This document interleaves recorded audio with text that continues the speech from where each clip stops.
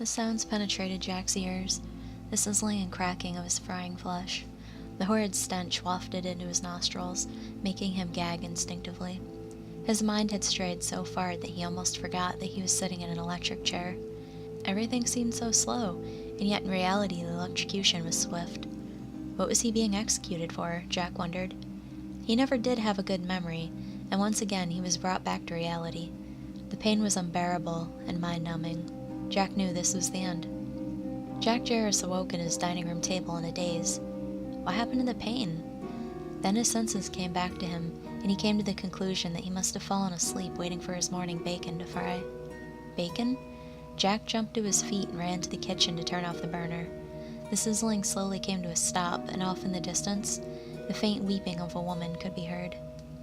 It was all too common for Jack, as his apartment complex wasn't the nicest place to live, so domestic abuse was a regular occurrence.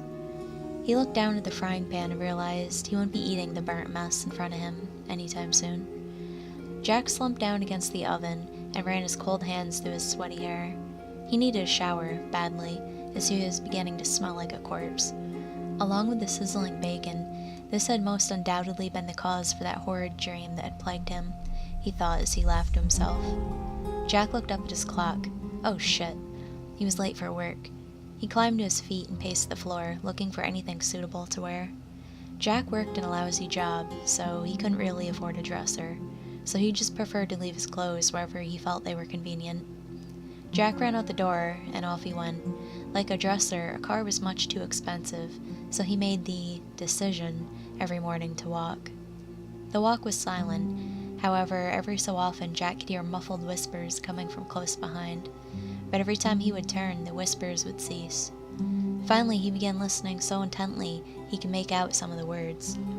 Words such as murder and enraged became quite common. Jack was fed up. It was a good thing he had arrived at work when he did, or someone would have been hurt. It's not like it mattered anyways, the shop was empty. Jack kicked a tuft of dirt and began to curse. 45 minutes of walking, just for this? When he arrived back at home, the sun was already setting, a very strange occurrence considering it had been morning just a few minutes before. But Jack didn't care. He was so tired he almost fell into his chair. Jack turned on the television with the remote, and the channel was turned to someone's funeral. Ashes to ashes, dust to dust, the priest read as they lowered the coffin into the ground. Just then the power went out, and Jack could hear the sounds of dirt hitting wood and digging shovels. Jack was worried, so he frantically searched the table beside him for a flashlight, but his hand bumped up against something that fell off. Jack reached down to pick it up when suddenly the lights came back on. The silence was palpable. Nothing could be heard. Nothing at all. Jack looked down at what he was holding. It was a newspaper.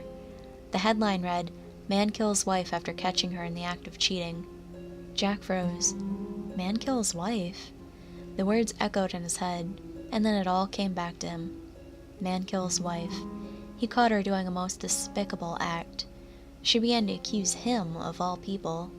Why did she have to run? There was so much blood. Why, Greta? Why? It was all her fault. Jack sobbed to himself silently and looked down, although he knew what was coming next. He read further. Man kills wife after catching her in the act of cheating. Man sentenced to death. It wasn't just a dream.